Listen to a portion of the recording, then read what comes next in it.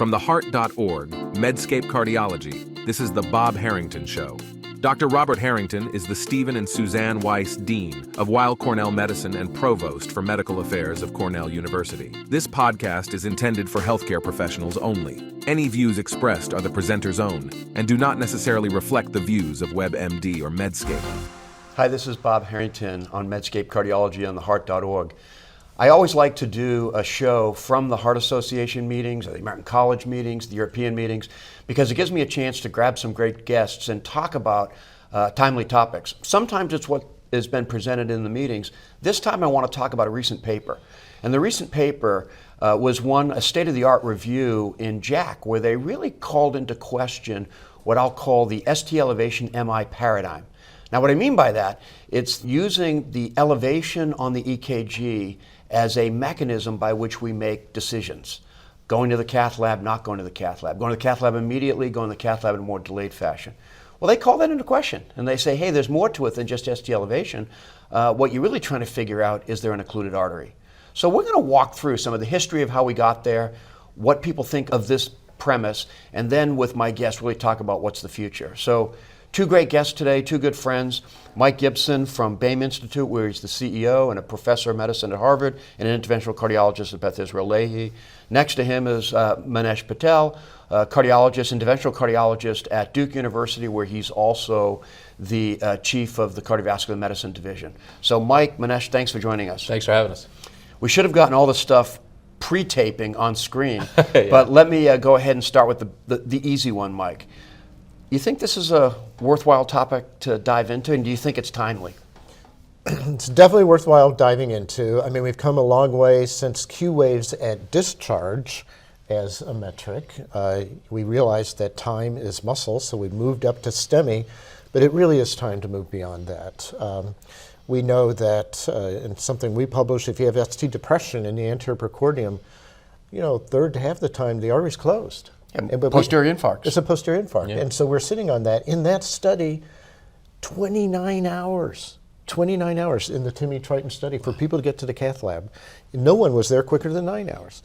So we're sitting on a lot of closed arteries with this ST elevation. And that's what these authors brought up as the central premise, is Right. that if you just go by the classical ST elevation as the diagnostic tool, you're going to miss occluded arteries. Absolutely. And you're going to miss a fair bit of them. Yeah, the posteriors. The posteriors, you're going to miss ones where maybe the ST was up, it's down. You and I have talked over the years a lot about cyclic flow variation. Large branches. Branches. Ramus infarcts are often seen that way, maybe sometimes depending on the right coronary territory.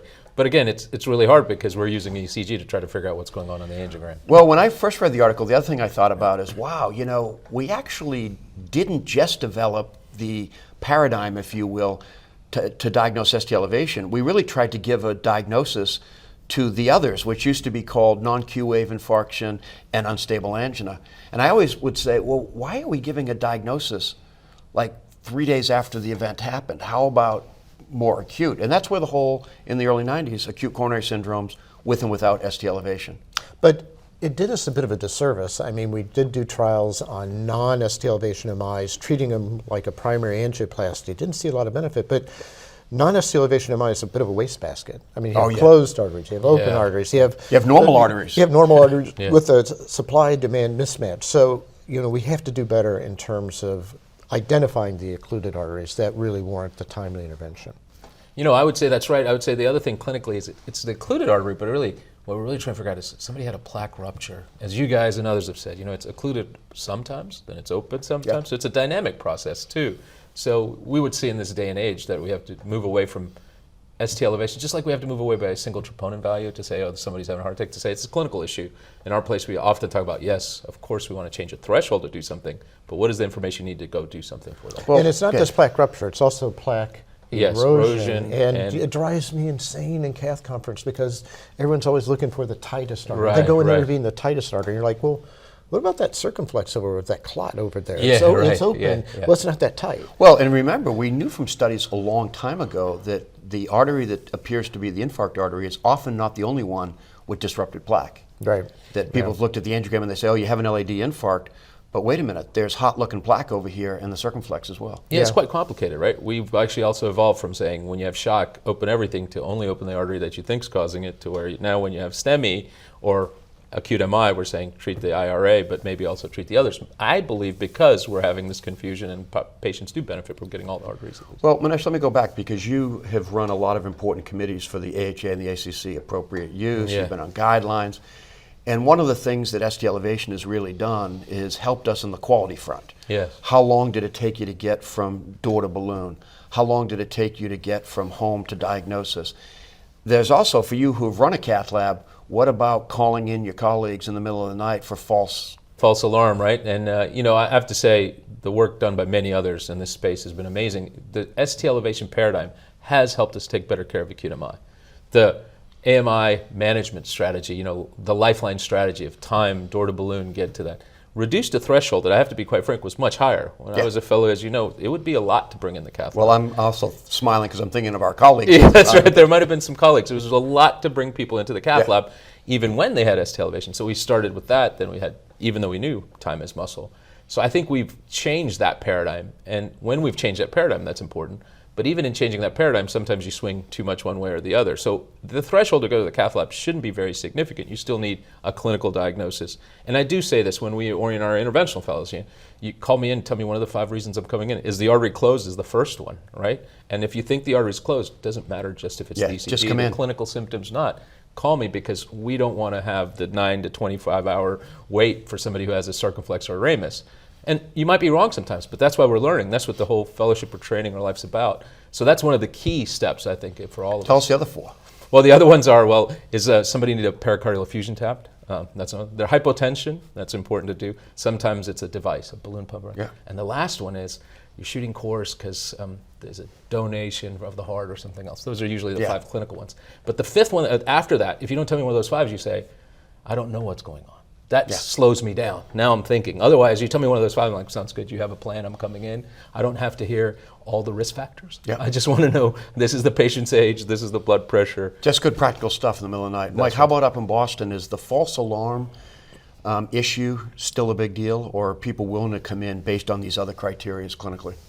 Depends what you mean by a big deal. It's still prevalent. There's a fairly high 30 to 40% false alarm rate. But that term makes me nervous, having looked at all those angiograms in the 90s. Yeah, I don't know if anybody's looked at more angiograms. No, that's right. So, we'd look at 45 minutes, 60 minutes, 75 minutes, waiting until that beautiful 90-minute endpoint, and the artery is winking and blinking. It's opening and closing. So when someone says, oh, yeah, they don't have any, the artery is open, you're like, well, 5 minutes earlier it's probably closed. So I'm just uncomfortable with another false positive. I don't think that's so. You like false positive, as Manesh is saying, and what this review article says, you have to put the whole context together. Yeah. And we have made tremendous strides, major public health victories on the door to balloon time. Probably one of the bigger success stories in cardiology.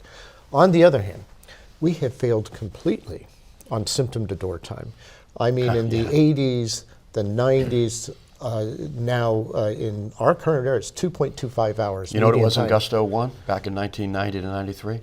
2-point-something hours. Yeah, Yeah, it's over 2 2.25 hours hours. for many years. And I would say that the big value proposition we've seen is we've reduced some metrics and statewide and regional mortality by going door to balloon, but that time of symptom onset is still bad.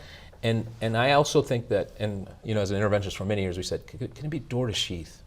Because you want to take the pressure off to let them make the decision once they see the vessel to say, instead of just going for the tightest, which one's the clown, right? So there is a little bit of tension. We often also say, of course you can be fast. For its role, it got us there faster. But I'll say, it should be door to think. Now I have a moment to think once I've seen the vessels. We need to move the therapy into the home, and we need to move the diagnosis upstream into the home. So that's where some of our efforts are focused. A couple of them, for instance, I published a paper last year looking at single lead. Obtained from a device? Okay. And the truth standard was an occluded artery on the angiogram, vast hundreds of thousands of patients in Brazil, and then we had about a 90% accuracy of detecting a closed artery. There's other technologies coming along that don't use traditional ST elevation. they use vector cardiography. And that's a big advantage because it shows you, is there a posterior And you and I have been involved in some of those. Yes, heart beam technology. So we're getting there. I think it's going to take home-based monitoring. The other thing is continuous monitoring. So I had an implantable device, 17 years studying this. And we did get people to the hospital in 30 minutes, you know, if this thing went off. Now, what we also learned, people thought, oh my gosh, you're going to dramatically increase the flow through the cath lab. Actually, no. We actually, you know, 1 out of 6 people had a true heart attack, and a lot of those just by symptoms. Yeah. They were on the rocket sled to the cath lab, but this actually changed things. And finally, I'll say 5% of heart attacks were asymptomatic that we detected. That you picked up. Wow. That we picked up. Wow. And, you know, out of 1,000 patients, we had about 45 people who had a silent MI. The thing's going off. Everyone's like, what is this thing? Yeah. And they bring them to the lab, they had a closed artery. Well, let me ask you, Manesh, because you've been involved, along with the both of us, in a lot of the trials of non-ST elevation. And there's been randomized trials. That That's have what I was going to say. You know, we've taken studied people earlier, later. Yeah, and we'll just say that the sweet spot for us seems like going earlier is generally better, but you don't have to go as early as we do with a STEMI, right? And I think that's partly because of the heterogeneity of it. So whether it's the time trial or others, we've shown, and I like to say this, but it's not fully evidence-based, but generally, not a lot of good stuff happens from waiting. Now, you have resources, you don't want to take a bunch of people till you clinically know what's going on. But for people where there's ongoing chest pain, true feeling of there's an MI, then going sooner is faster. In the non-ST elevation MI trials, it looks like going sooner, meaning within the first 24 hours, versus later, meaning 3 to 5 days, was better. Yeah, And then there's been a few trials where they tried to go in the first few hours. There we didn't see a huge difference. You know, except in that group where the GRACE score was really high, right? Yes, That's right. The trial out of McMaster, they stratified people based on their GRACE score. And you did benefit going early, maybe not that quickly. Yeah, no, you get benefit going earlier, and we risk stratify whether it was the GRACE score or TIMI risk score, other scores, you can go sooner. And I think one of the things we think about all the time is this is going to just get much more personalized, right? We're going to get more information for that patient. As Mike's saying, whether the diagnosis is upstream because we've got some monitor saying this person's having an event, to that person now in the hospital is going to have a variety of other data streams, I suspect, to say they're much higher risk than you think. One of the things we often see is risk miscalculation by the people, whether they're coming to the lab saying, oh, this person's not going to be too sick because they're younger, or they're actually having a big event versus other features. Well, let's talk about something I saw yesterday. There was a group from Europe that did what you did, which is they took a bunch of angiograms with occluded artery and used that as the central truth, had the associated EKGs, fed that all into the machine using large language models, and came up with a ability to predict whether or not you'd have occluded artery. And all sorts of stuff is being missed without looking at just ST elevation. Practical to think about starting to incorporate these into our ambulances, our emergency departments? I think so. You know, we had a piece we recently wrote called Translating AI for the Clinician. And I think the thing I would say about this was the JAMA article. Yeah, the thing I would say about this is, what's the indication? Because doctors are going to ignore new AI tools unless you say, here's the indication, we randomized people, showed them how to do it, just like any other diagnostic thing. So for this tool, for example, I love the idea, and I would say, randomize people to turning that on or off and seeing if more people go and get an occluded artery find. I suspect it will, but let's do the study just like we would with and then any my other. biggest fear is, and I say this about AI tools in general, doctors that know how to use it will be better than doctors that don't. But you got to get people to use it.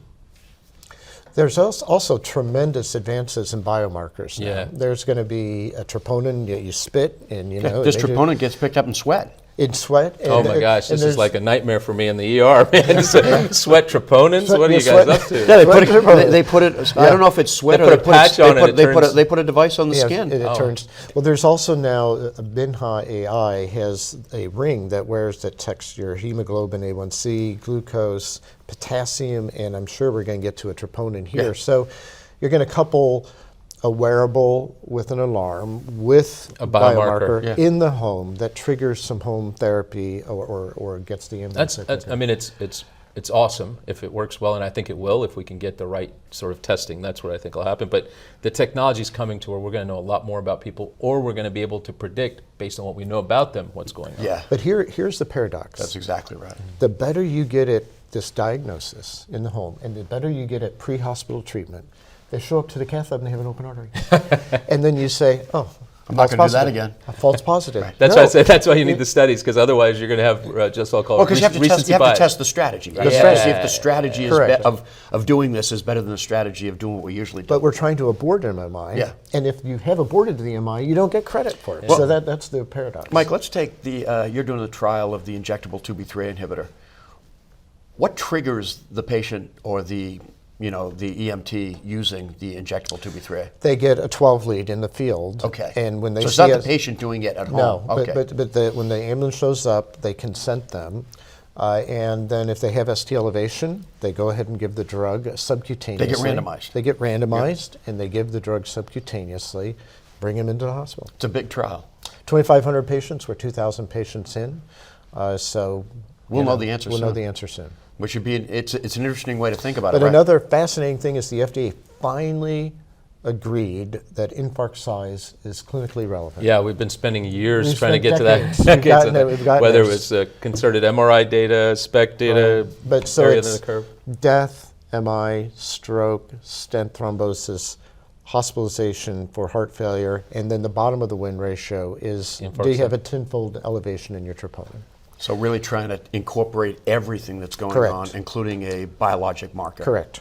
Yeah, When- and I think in addition to this, we're also doing a study with an injectable P2Y12. Patients can use at home if they're having chest pain. So we're moving therapies Using closer. the same win ratio. Using the same win ratio. So the idea that if you can identify sooner, you'll have therapies at home sooner will be really important. So first we have to figure out if we can identify it. That's sooner. right.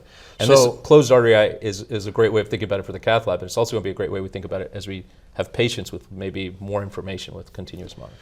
So I think we're all three of us are agreeing that this article that got us thinking about this topic, it's taking a lot of thoughts that have evolved over the last 30 years to really trying to put it forefront of how do we use all available information to make the best decisions, and then how do we empower patients to get involved in their own therapy while they're making their way to the hospitals. Is that a reasonable summary? Yeah, I totally agree. I'd say back to basics for us in the practice right now is making sure you're still making a clinical decision. You still have good EKG reading skills, and you're still thinking about the things you guys all say, posterior currents, vectors. But additionally, one can imagine that the article is really pushing us to say, how do we change the practice and get it into the home? Anything else to add, Mike? Well, we've always said, non-STEMIs have as bad of outcomes as STEMIs. But that, again, is the heterogeneity of the non-STEMI coming through. If you look at the non-STEMIs that have a closed artery, there's an 8.9% rate of adverse events. But if they have an open artery, there's 2.6% rate. So they, of course, have more comorbidities. But I think we've got to maybe refocus our classification of these non-STEMIs. And this occluded vessel paradigm Maybe helps us think about that. it helps us when we're doing trials to say not all non-STEMIs are the same. Yeah. We need non-STEMIs that have an occluded vessel to really enrich. Manesh, I'm sure, has heard me say this over the years, that I have always thought and tried to teach residents and fellows that it's the non-ST elevation cohort that in many ways is more interesting because it's harder to figure out because you've got everything from really bad disease to normal arteries. They're not the same. And then there's the issue that while their acute risk may not be as high, their delayed risk is really high. And maybe, and that's a whole other area of identifying the non-STEMI patient so that you can treat them down the road. Yeah, I think the non-STEMI is much more of a disease of aging. STEMIs are often younger, single vessel. Not to say they can't happen later and more complicated. There's huge overlap, but when you get a large non-STEMI population, much more comorbidity, much older. But we have changed the biology of STEMI. I Yeah. mean, when you and I were young, you're younger than us. When we were younger, every day, Bob, Yeah. you knew there'd be 3 or 4 STEMIs coming in. And Manesh now- was a fellow then. He remembers. I You those remember days. that? Yeah. Okay, so, but that's not happening No. now. With statins, aspirin, all the And now therapies, GLPs, all the SGLT2, yeah. We've changed about, Yeah. we may see one every other day or something. It's really changed. It's much more dramatically. what we see is the other side, non-STEMIs Yeah. and much older. In our lab, we are stenting and taking care of patients that are in their 80s routinely. Yeah. But People with probably more- multivessel proximal left main, not Yeah. just in the ACS scenario, burden But of complex disease, coronary complex disease. coronary Yeah. disease where surgery is really complicated. What are we going to do percutaneous? But maybe a fair amount of plaque erosion Yeah. that we're not seeing That's right. as much on the angiogram and less plaque rupture Yes. with visible thrombus. More- We've changed the more biology. burden. More burden, yeah. All right, I'm going to have you both back to talk about the diffuseness of the disease, the changing paradigms of using things like CT angio to look at plaque before you go to the lab. better characterization of plaques so that you can decide upon both the medical interventional strategies when you get into the lab, and making the lab a more high-yield environment as opposed to going in there. What did you say? You don't know what's going on, so we'll take them to the cath lab. Yeah, right. I often say, if you don't know, let's go figure it out. Thanks for joining us. It's been a fabulous discussion, and I want to thank you, the audience, for joining us. Let us know if you like the show. Give us a like, write us a comment, subscribe, because it's really what you tell us as an audience that really defines the kind of topics we're going to address in the future. So thanks for joining us, and thank you both for joining us. Thanks for having us, Bob.